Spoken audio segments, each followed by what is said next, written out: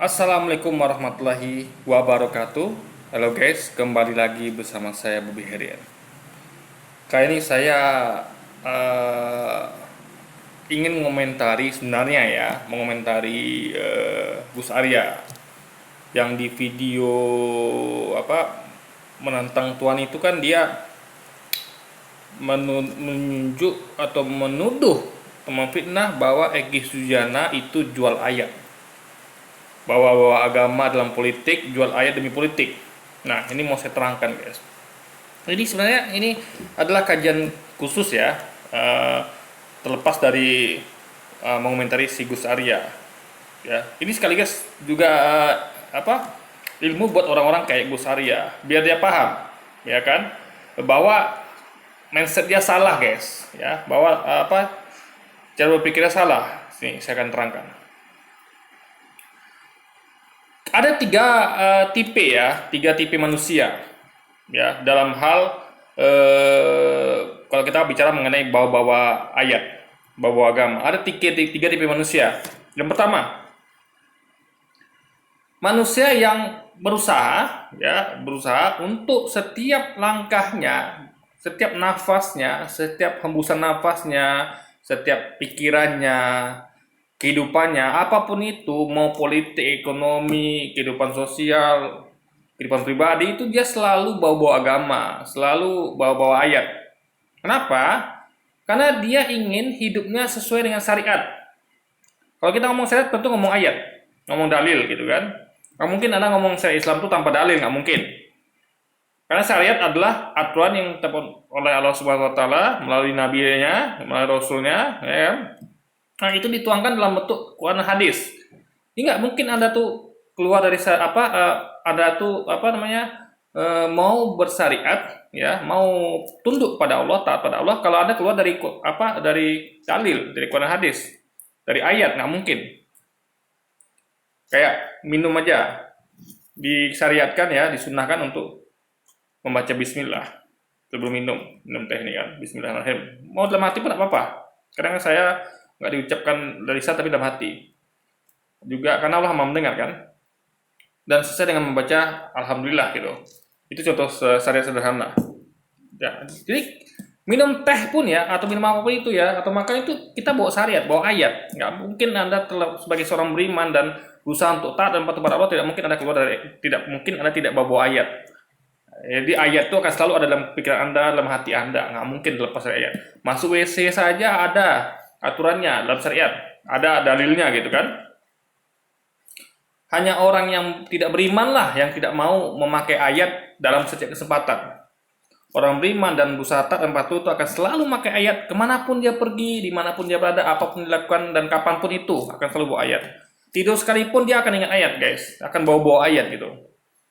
Jadi bahkan ada orang yang saking nyinyirnya, ya kan, dia selalu nasihatin, ada nampak sedikit salah sama dia yang nggak sesuai dengan dalil, dia akan tegur, ya kan. Itu orang yang sangat care, bukan hanya pada dirinya, juga pada orang lain. Nah, masuk ke politik pun kita bawa ayat, bagaimana jadi pemimpin yang baik, bagaimana harusnya pemimpin kepada rakyatnya dalam syariat gitu dan segala macamnya, bagaimana yang lain dan sebagainya kan. Nah, itu tipe pertama. Tipe kedua adalah orang yang hanya bawa ayat ketika mau tahun politik, ya kan? Yang sebelumnya dia tuh nggak pernah ngomong ayat sama sekali, nggak pernah, guys. Tiba-tiba mau tahun politik, mau pemilihan presiden, gubernur, wali kota dan sampai ke kepala desa dia bawa ayat. Tiba-tiba dia rajin ke masjid, yang nggak biasa nggak pernah, ya kan? Tiba-tiba tahun politik dia rajin ke masjid, rajin infak sedekah. Kalau dia melakukan itu lalu konsisten seterusnya, itu berarti dia memang sudah insaf, udah sadar, udah mulai ke hijrah lah. Tapi kalau dia setelah tahun politik lewat dia kembali lagi seperti biasa, itu jelas itulah dinamakan dengan jual ayat, bawa-bawa agama, jual agama. Dia menjual agama demi ambisi hasrat politik, ya kan? Aja hanya menjual, jadi dia hanya pakai ayat dan bawa-bawa agama tuh ketika tahun politik. Misalnya tahun politik biasanya nggak pernah tuh berkunjung ke pesantren ini itu, ya kan, tiba-tiba tahun politik dia tiba-tiba datang ke NU, ke Muhammadiyah, ke mana gitu kan, biasa nggak pernah gitu kan. Nah, Jadi itu adalah orang yang kedua yang hanya memakai agama dan ayat itu ketika tahun politik. Yang paling jelas tuh guys, contohnya Ahok. Ya, Ahok itu ya, Ahok sebenarnya nggak pernah ngomong-ngomong tentang agama, tentang dalil tuh ya, nggak pernah kan, bawa ayat, bawa agama nggak pernah. Ketika tahun politik pilkada DKI Jakarta, dia langsung bawa ayat. Dia bawa Al-Maidah 51. Kata dia, demi ambisi politiknya, dia tega membohongi umat Islam, mencoba menyesatkan umat Islam demi ambisi politiknya gitu. Kalau dia nggak paham, dia kan sebenarnya bisa ngaji gitu kan, atau bertanya pada ulama. Tapi itu dilakukannya demi ambisi politiknya. Apa yang dilakukan dia? Dia mengatakan jangan mau dibohongi oleh Al-Maidah 51. Kita tahu ya, ulama sepakat tafsir Al-Maidah 51 adalah tidak artinya haram memilih pemimpin yang bukan muslim, alias haram memilih pemimpin kafir. Bagi umat muslim, kalau umat muslim silakan mau memilih pemimpin beragama apa silakan, tapi umat Islam tuh haram memilih pemimpin yang bukan muslim atau memilih pemimpin yang kafir. Itu Al-Maidah 51. Tapi Ahok tega demi ambisi politiknya, dia tega mengatakan jangan mau dibohongi oleh Al-Maidah 51. Berarti umat Islam yang mendakwahkan Al-Maidah 51, kalian muslim, pilihlah pemimpin muslim, haram milih pemimpin kafir, yang mendakwakan itu, ya kan? Jadi ini bukan rasis guys ya, karena ini perintah Allah gitu loh. Rasis itu itu kan pilihan. Saya nggak mau milih pemimpin kafir, itu pilihan. Kenapa Anda katakan rasis? Kecuali saya jelekkan. Oh dia tuh ya fitnah lah, itu nggak boleh gitu. Tapi kalau fakta nggak apa-apa ya. Jadi rasis itu adalah orang nggak salah, kayak suku Arab nggak salah kan, tiba-tiba disalah-salahkan gitu. Suku Arab sebuah suku yang tiap suku tuh guys ya, itu ada orang baik ada orang jahatnya. Tapi ini memang menyerang suku Arab misalnya Kadal Gurun, suku Arab sono balik pulang ke Arab sono itu menyerang suku, padahal kita tadi kan kafir misalnya, orang kafir itu kita tidak menyerang orang kafirnya gitu kan. Kita hanya pilihan gitu. Jadi sebagai seorang muslim harusnya pemimpin yang muslim. Kalau muslim silakan Anda mau pemimpin yang sesuai agama Anda silakan. Bagi kami muslim ya wajib milih pemimpin yang muslim dan haram milih pemimpin kafir. Itu bukan rasis. Beda dengan orang-orang yang nunjuk-nunjuk Arab yang tanpa ada urgensinya gitu kan. Yang ada dalilnya. Nggak ada dalilnya mengatakan suku Arab itu buruk atau segala macam, nggak ada guys. Nah, itu baru rasis kalau nggak ada faktanya kan. Nah, apa lagi ya? Saya sampaikan itu tipe orang kedua bawa ayat hanya pada tahun politik, contohnya Ahok dan lain sebagainya. Jadi kalau nampak ada pejabat atau calon pejabat yang tiba-tiba itu belusukan ke pesantren-pesantren, ke organisasi Islam NU Muhammadiyah, itu ada tipe kedua. Dia hanya begitu rajin ke masjid. Makanya saya tuh guys kalau ada di sini, ini kan mana ada pil apa namanya ya? Pil kades ya. Kepala desa gitu atau pilihan RT lah gitu. Nah, ketika ada seseorang yang menurut saya nih kok bapak ini tiba-tiba rajin ke masjid, biasa nggak pernah gitu kan. Nah, saya tanya, ini bapak ini kayaknya jarang masjid gitu kan, kok tiba-tiba dia sering masjid. Saya bertanya gitu kan. Makanya saya kemarin nggak milih siapa-siapa karena saya belum kenal. Saya kan baru tinggal sini mungkin setahun ya atau 2 tahun di daerah sini. Saya nggak kenal sama pemimpinnya guys gitu, sama pemimpinnya. Makanya saya nggak nyoblos kemarin karena saya takut pilihan saya tuh nanti malah berbahaya bagi umat rakyat sini. Maka saya nggak milih. Kecuali saya kenal betul calonnya. Tapi bapak ini dia sering ke masjid. Sebelumnya saya nggak pernah nampak dia guys ke masjid gitu. Tahun-tahun itu aja, kira-kira beberapa minggu sebelum pemilihan itu dia sering ke masjid, gitu kan? Nah makanya ini ada dua asumsi saya. Apakah bapak ini benar-benar hijrah atau dia memang memanfaatkan tahun politik ini untuk pemilihan kepala RT, gitu kan? Nah itu kan belum terbaca. Terbaca nanti ketika dia apakah masih ke masjid apa tidak. Nah ternyata saya nggak lihat lagi bapak itu di masjid ketika sudah selesai pemilihan RT dan kayaknya dia menang dia, saya nggak tahu siapa menang, mungkin dia kayaknya dia nggak ada lagi masjid guys setelah itu. Nah ini berarti yang benar adalah berarti bapak ini memang memanfaatkan tahun politik ya untuk pemilihan kepala RT untuk agar dia bisa tercalon karena dia merangkul umat Islam kan, umat yang mayoritas di sini. Nah, itulah tipe orang yang memanfaatkan tahun politik. Itu tipe kedua. Nah, itu nggak baik, guys. Ya kan? Jadi orang tuh harusnya anggaplah dia hijrahnya pas 4 tahun politik, anggap. Mungkin dia dapat hidayah pas waktu gitu. Nah, dia harus konsisten tuh.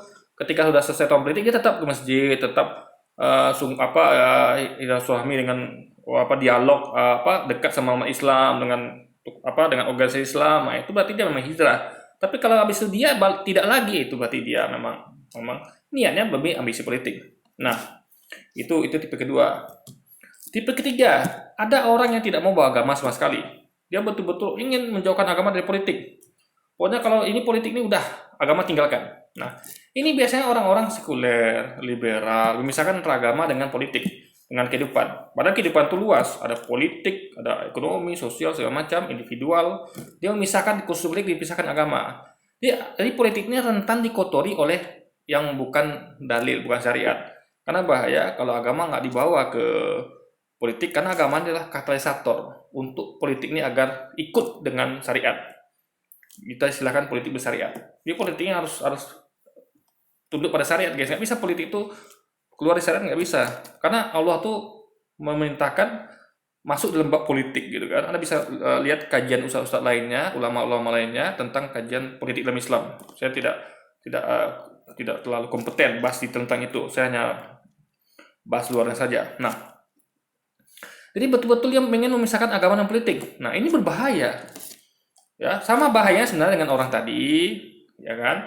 Dia hanya menggunakan itu untuk ambisi kendaraan politiknya. Orang ini betul-betul memang memisahkan agama dan politik. Apa jadinya politik tanpa agama coba? Ya kan? Jadi politik tanpa agama ya contohnya dulu itu, ada nasionalis, ada komunis. Apa yang jadinya? Jadi guys, Soekarno dulu kan itu kan bukan agamis, tapi dia nasionalis. Karena dia tidak paham agama, Soekarno ya, memang dulu dia pernah belajar di pesantren dulu ya, tapi entah dia lupa atau bagaimana, dia nggak paham kalau Islam tuh nggak cocok dengan komunis ya. Karena adil Islam aja beda sama adil komunis. Kalau kita kan bukan sama rata sama rasa. Contoh, saya punya anak satu, misalnya nih, ya anak saya SD sama belum sekolah, tapi misalnya ada orang yang anaknya kuliah sama baru TK. Nah, anak TK itu biasanya dia dibekalin di rumah gitu kan. Di sekolah pun bahkan udah dikasih jajan sama gurunya, udah dikasih makan lagi. Anak saya dulu waktu TK tuh guys, di sekolah tuh udah ada makan gitu. Udah ada dikasih makan di siang itu, dimasakin di situ kan oleh ibu kantinnya. Memang ada jatah makan di situ. Nah, kalau ada anak kuliah kan nggak mungkin begitu. Malu dong, udah gede gitu kan, bawa bekal di rumah. Dan jamnya panjang. Anak TK paling sekolah 2 jam, 4 jam, pulang jam 7 pagi sampai jam 11 paling lama, atau jam 10, jam 9. Anak kuliah kan dari pagi sampai sore. Transportasi lagi, anak TK diantar jemput. Anak kuliah nggak mungkin. Dia biasanya mereka pergi sendiri, pulang sendiri. Belum lagi makannya di sana gitu kan. Kebutuhan juga banyak, butuh fotokopi, butuh untuk biaya ini itu. TK kan tidak gitu. Semua sudah kita kasih lamsam ke gurunya. Kalau kuliah kan bisa mandiri. Mereka tuh biasanya ya apa-apa sendiri gitu kan.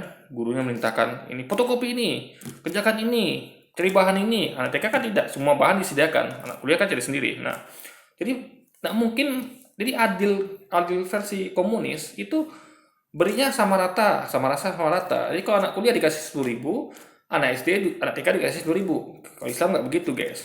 Jadi anak kuliah 20.000, anak TK mungkin paling cuma 2.000 atau 5.000 karena kebutuhannya beda. Jadi adil versi Islam tuh beda sama adil versi komunis. Nah, nggak cocok, itu baru satu prinsip, belum prinsip lainnya, ya kan? Banyak ketidakcocokan antara Islam dan komunis. Komunis itu bertentangan dengan syariat, guys, ya. Jadi tapi Bung Karno sepertinya dia tahu itu. Jadi dia tuh udah tahu. Jadi Islam dengan komunis itu seperti minyak dengan air. Bung Karno berusaha mencampurnya. Bagaimana bisa mencampur minyak dengan air itu? Akhirnya betul. Jadi clash sangat besar, ya. Jadi saling balas dendam, ya. Umat Islam dan angkatan darat waktu itu dibantai duluan, ya, jadi korban duluan, lalu jadilah pembalasan, ya kan. Umat Islam dan TNI membalas perlakuan sadis, biadab, kejam dari komunis PKI kepada umat Islam dan tentara gitu kan, dan TNI. Nah, jadi itu terjadi. Jadi nggak bisa. Jadi itu yang dilakukan oleh Bung Karno dahulu, karena beliau tidak paham ya kan, bahwa nggak bisa jadi kan beliau nasionalis tuh. Beda kalau tokoh-tokoh NU pada waktu itu, tokoh NU Masyumi itu pasti bawa agama. Jadi pada waktu itu ada dikotomi ya dari NU Masyumi itu kan memang orang-orang yang tipe pertama tadi, yaitu bawa-bawa agama, ya kan? Bawa-bawa agama. Nah, kalau Bung Karno nasionalis tentu dia memisahkan agama dengan politik. Dia tidak bawa agama. Jadi dia tuh cuma merangkul Masyumi NU supaya itu pun dibubarkan di atas desakan PKI kan, atas bujuk rayu PKI dibubarkan partai Masyumi waktu itu. Jadi Bung Karno berusaha dapatkan dukungan itu, tapi dia merasa PKI lebih kuat. Dia termakan bujuk rayu PKI untuk membubarkan Masyumi. Jadi intinya adalah Bung Karno ini dia tidak bawa agama dalam politik, itu berbahaya. Jadi kancuan Indonesia pada waktu itu kan. Coba dia bawa agama, dia tahu komunis nggak cocok, dia larang komunis hidup di Indonesia. Jadi kan sekarang kita udah aman nih. Sejak tepat setelah komunis diberantas ya, kan itu adalah larangan untuk paham komunis. Kita kan aman. Tidak ada komunis lagi menolong negeri ini. Setelah mereka menolong 3 kali, tahun 28 menolong pemerintah kolonial Belanda, tahun 48, tahun 65. Sekarang kan nggak ada lagi, karena ditutup ruang mereka gitu kan. Komunis ini, PKI ini. Nah itu kalau orang tahu agama dia akan tahu kalau komunis itu berbahaya, nggak cocok sama Islam gitu guys. Akhirnya dilarang paham itu. Kalau Bung Karno dulu kan nggak paham itu gitu kan. Nah lalu yang ketiga, yang tadi kan berarti udah 3 ya. Orang yang pertama adalah orang yang selalu bawa agama apapun itu ya. Jadi contohnya kayak Gus Nur itu guys ya, ingat Gus Nur itu ya, dari tahun politik sampai sekarang ya, ini kan sekarang bukan tahun politik nih. Kalau tahun politik itu ya, kalau presiden tuh kayak 2019, 2014 kemarin, 2019 habis 2023 itu tahun politik. Tapi orang-orang kayak Gus Nur itu konsisten, kayak Gus Sujana tuh konsisten, Fahri Hamzah tuh konsisten dari waktu ke waktu. Para ulama kita berdakwah keseharian, menyampaikan pendapat, komentar. Kayak saya juga. Saya nggak peduli mau tahun politik mau tidak, saya terus sampaikan kritik, komentar, ya kan, tentang agama, ya kan, politik. Saya komentar terus. Nah, itu berarti saya, ya Gus Nur, saya lagi Yuzana, ulama-ulama kita adalah tipe yang pertama, orang yang memang kehidupan itu berdakwah gitu guys. Bawa agama, bawa dalil, bawa ayat itu tiap waktu, kapanpun, dimanapun, ya kan. Nah, itu adalah orang-orang yang benar. Itu bisa Anda katakan itu jual ayat, nggak bisa. Ya, nggak bisa Anda katakan bahwa agamanya salah. Itu benar sekali. Karena kita ini hidup haruslah dengan dakwah. Kita hidup haruslah dengan agama, dengan dalil, dengan ayat. Nggak pilih waktu. Berarti Anda bisa katakan kita jual ayat, nggak bisa. Nggak bisa. Jadi komentar kemarin, Gus Ayat mengatakan Indonesia itu bawa ayat, bawa agama itu salah besar. Soalnya saya berkata itu kepada pejabat-pejabat ya, yang itu di mana ketika tahun politik ada, mereka tuh datang bersilaturahmi kepada umat Islam. Itu baru luar ayat, ya kan? Saya bisa contoh satu kayak Pak Prabowo itu ya. Mohon maaf saya ketik Pak Prabowo sedikit ya. Pak Prabowo itu ketika kemarin ya tahun politik dia tuh dekat kali sama umat Islam itu 212 dia rangkul gitu kan. Nah kita lihat konsisten nggak dia? Ternyata dia tidak konsisten deh. Setelah lewat tahun politik dia lihat umat Islam ini nggak bisa jadi kendaraan dia untuk naik, ya akhirnya dia gabungan kekuasaan. Nah itu sebenarnya mencederai perjuangan kita sebagai umat, perjuangan para ulama. Seharusnya Pak Prabowo tuh nggak masuk pemerintahan, dia tetap bersama kita di luar gitu, posisi gitu kan, menunggu kesempatan berikutnya untuk memimpin. Mungkin tapi analisa saya kemarin mungkin dia tuh melihat negeri ini takutnya terlalu hancur gitu kan. Terlalu berbahaya karena sektor pertahanan itu kan penting, makanya dia minimal mempertahankan sektor itu. Oke lah, yang lain dia nggak bisa ngapa-ngapain di sektor ekonomi, sektor apa nggak bisa, minimal dia bisa mencegah kebusukan atau mencegah arah menyimpang dari pertahanan gitu, karena pertahanan penting bagi suatu negara. Oke lah, kita maklumi. Tapi kalau kita memang berjihad betul-betul, kita kalau tidak tetap tidak, kita akan menunggu kesempatan untuk kita akan mengambil kekuasaan dan cara yang sah gitu kan, agar kita bisa menerapkan ideologi kita, yaitu ideologi Islam syariat gitu kan, tentu yang rahmatan lil alamin gitu. Nah, jadi kalau Gus Arya ini ya mau sebut jual-jual ayat itu adalah orang yang tipe kedua, itu baru jual ayat bawa agama. Ya, itu bisa dia soalnya mengerti itu kepada Ahok kemarin, kepada siapa lagi, yang orang-orang yang kayak saya nggak tahu ya, kayak Pak Erick Thohir itu ya, saya nggak tahu apakah beliau itu datang ke pesantren itu ketika mau tahun politik aja.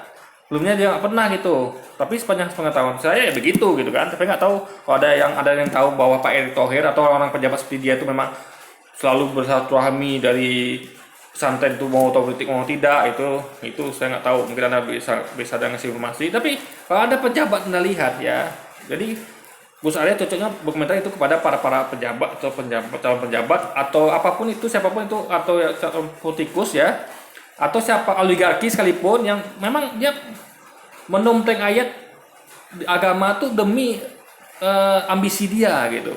Dan habis itu dia tidak lagi bawa agama, itu baru jual ayat. Jadi orang yang jual ayat bawa agama tuh hanya memakai ketika tahun politik saja atau ketika dia punya ambisi sesuatu. Yang itu tentu tidak berhubungan dengan kemaslahatan umat rakyat. Nah, tapi ada lagi beda.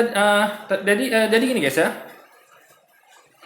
Tapi ada lagi bedanya dalam hal yang tadi itu ambisi ya. Nih, orang yang berdakwah setiap hari, yang menyampaikan kebaikan setiap hari, kayak para ulama, para aktivis, apalagi ya kayak Egy Sujana, siapa Fahri Hamzah itu. Jadi kalau dia konsisten ya, dan memang konsisten ya, dari waktu ke waktu, tiap hari, tiap saat, dia menyampaikan maaf kata dibut guys ya, yang menyampaikan dakwah, lalu dia tahun politik tetap berdakwah, dia memang berambisi misalnya nih, itu bagus. Kenapa? Karena sudah agama dan ayat sudah menerangi dalam hidup dia pengen dong menerapkan dalam kekuasaan, karena dia sadar betul kalau dia tidak berkuasa, gimana dia menerapkan syariat. Coba, kayak saya nih, saya misalnya meskipun saya tidak punya kekuasaan ya, saya pengen berkuasa guys. Kenapa? Saya pengen menjalankan program saya. Misalnya satu pesantren tiap desa, minimal satu desa ada satu pesantren, karena kita harus bersaing kan. Masa sekolah satu desa ada berapa, satu kota ada berapa, pesantrennya terkadang satu bahkan nggak ada. Minimal satu lah ada, kalau bisa sama. Misalnya di kota saya Pekanbaru ini misalnya ada sekolah negeri itu 20, saya mau pesantren 20 juga gitu. Jadi orang punya pilihan, dia mau masuk sekolah negeri atau masuk pesantren gitu. Jangan pesantrennya satu, SD-nya 20 gitu kan. Jadi orang nggak punya pilihan.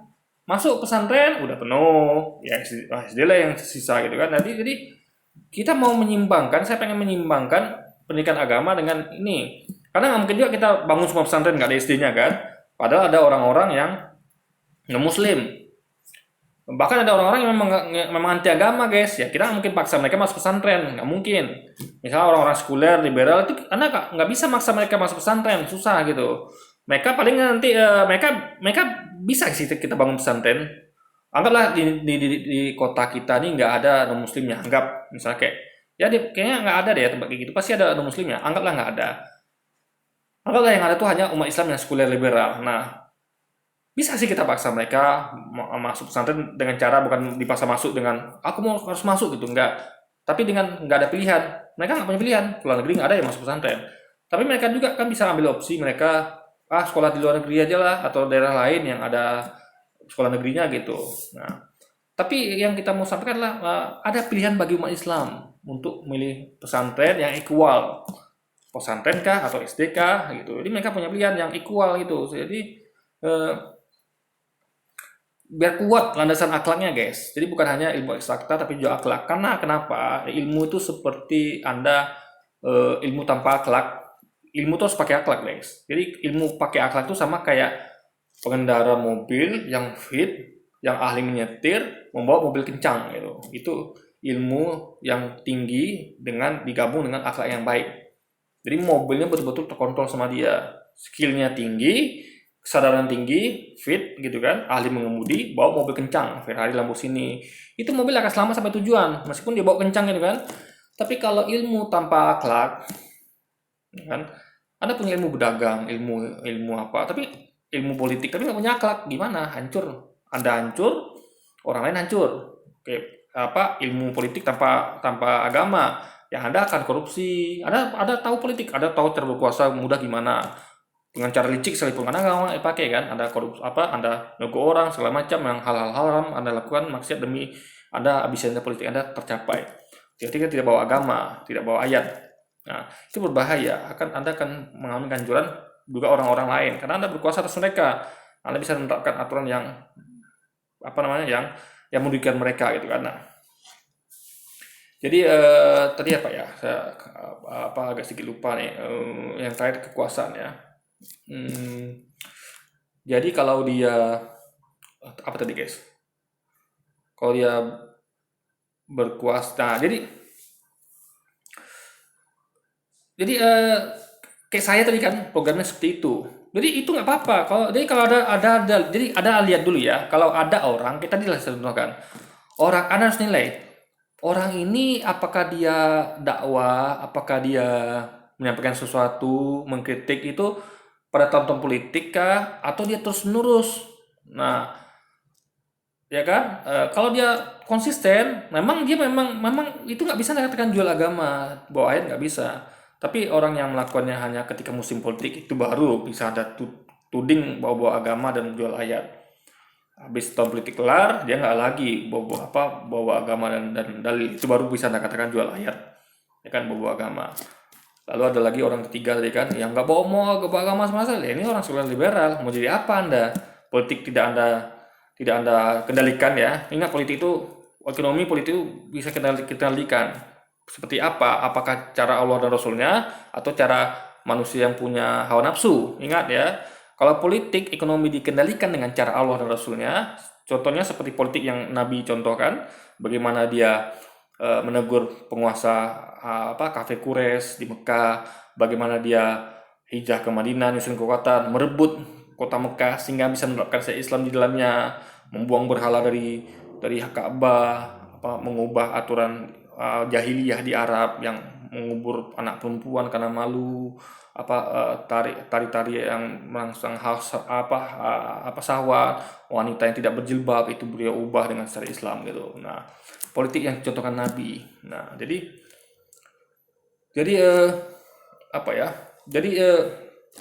itulah pentingnya bawa agama dan ayat. Jadi jangan gampang ya mengatakan orang lain tuh kamu jual-jual ayat bawa agama. Emang ada orang seperti itu, tapi Anda harus lihat apakah dia konsisten melaksanakannya, atau hanya pada tahun-tahun politik saja, atau bahkan tidak peduli dengan agama. Itulah yang orang-orang komunis ya, atau nasionalis yang tidak bawa agama. Jadi jatuhnya mereka tuh udah sekuler dan liberal. Nah, kalau kita, insya Allah ya, kita terlepas dari sekuler, liberal, komunis, kita akan selalu gaungkan agama ayat tiap pada kesempatan, tiap pada waktu, gak peduli tahun politik apa tidak ya. Dan bahkan kalau kita gunakan itu untuk ambisi kekuasaan, alhamdulillah akan jadi berkah. Kenapa? Karena kita memang fokus kita pada dalil, ayat, agama, bukan hanya untuk mengangkat kita akan pakai dalil ayat itu bukan hanya kita untuk menaikkan kita. Enggak, jadi anggap kita berkuasa karena kita tadi bawa dalil ayat. Alhamdulillah kita berkuasa. Tapi kita tetap melakukan itu. Ketika kita berkuasa, kita akan tetap bawa agama, guys. Kita akan terbawa ayat. Misal saya nih, misal contoh kayak contohkan ya. Misal saya berdakwah tiap hari. Setiap saat waktu saya berdakwah, saya bawa dalil, bawa ayat, bawa Quran, bawa hadis gitu kan. Bahkan bawa kitab juga, berdakwah tiap hari, tiap saat, kapan saja, nggak peduli waktu, mau tahun politik mau tidak, saya nggak peduli.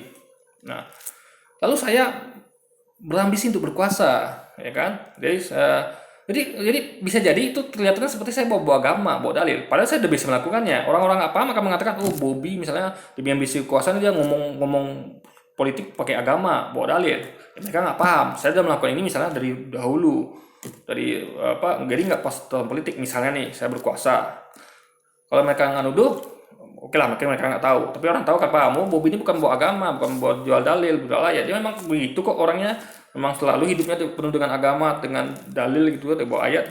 Nah, saya akan menggunakan itu ketika saya berkuasa. Misalnya saya akan memutus riba, saya akan ciptakan usaha-usaha yang tanpa riba gitu kan. Jadi usaha-usaha syariah gitu. Saya akan menghebatkan sistem syariah gitu. Saya akan ubah sistem riba menjadi sistem ribawi menjadi sistem syariah gitu kan. Kan bisa tuh kayak Bang Riau itu kan ada Bang Riau Syariah kan diubah dari konvensional ke syariah bisa guys, tapi memang kita nggak drastis, bertahap pelan-pelan karena kalau drastis juga akan menimbulkan keguncangan. Nah, bisa sih ada bank-bank konvensional tetap ada, tapi itu bukan untuk kita, itu khusus untuk non muslim. Misalnya kayak bank-bank BCA atau bank Mandiri, bank-bank yang konvensional lah itu nggak apa-apa ada. Karena kalau kita tutup, kita ubah semua syariah kan nggak mungkin, karena kita nggak semuanya umat Islam, ada juga umat non Muslim. Nah, jadi kita akan buat aturan umat Islam itu wajib nabung minjam di bank syariah. Ya, kita kasihlah fatwa ulama nanti umat Islam tuh misalnya haram minjam di bank konvensional. Jadi makanya disediakanlah ekosistem bank syariah yang luas sehingga umat Islam itu bisa mengaksesnya, gitu kan? Itu dengan yang sistem yang nggak kalah dengan bank konvensional sehingga umat Islam itu punya pilihan. Umat Islam yang baik tentunya ya, yang ingin ikut syariat. Dia akan, kalau sekarang kan orang susah guys, mau milih bank syariat tapi bank syariatnya sedikit, mau milih bank syariat tapi ragu-ragu karena mungkin kinerja segala macam. Nah kita kan hebatkan bank syariat, minimal setara dengan bank konvensional. Saya umat Islam itu punya pilihan gitu tanpa mengurangi hak dari non-muslim. Non-muslim tetap di bank konvensional, umat Islam wajib di bank syariah gitu. Nah, itu poinnya. Jadi kita akan menggunakan dalil agama, ayat itu selalu setiap waktu. Baik ketika bukan tahun politik, maupun tahun politik, baik ketika kita belum berkuasa atau ketika berkuasa, kita akan gunakan. Jadi sejak napas kita dihembuskan, kita mendapatkan pelajaran agama Islam ya, dari para ulama, dari otodidak, dari mana-mana sumber, dari bacaan, dari video, ya kan? Dapat ilmu agama, lalu kita terapkan itu hingga hembusan nafas terakhir, itu nggak bisa anda katakan bobo agama, meskipun dia naik berkuasa karena hal itu, ya. Tapi orang-orang yang bobo agama, bawa ayat, bawa dalil itu adalah ketika dia hanya bawa itu, ketika dia punya apa tujuan untuk dimuluskan, contoh dari pejabat, penguasa, ada bisnis, itu baru anda bisa katakan jual-jual agama atau bawa ayat. Nah, itu yang Gus Arya harus dia lebih paham lagi mengenai hal ini. Jadi jangan gampang mengatakan orang itu jual-jual ayat dan bawa-bawa agama. Ya, ada kriteria-kriterianya, ada kategori-kategorinya, nggak bisa disamaratakan semua. Jadi mentang-mentang ada orang bawa agama, bawa dalil, lalu dikatakan dia jual agama, jual ayat, enggak. Ada lagi kajiannya guys, detailnya ada. Jadi nggak sesederhana itu. Oke? Jadi mungkin sekian dulu video kita kali ini guys. Sampai jumpa lagi di video-video selanjutnya dan wassalamualaikum warahmatullahi wabarakatuh guys.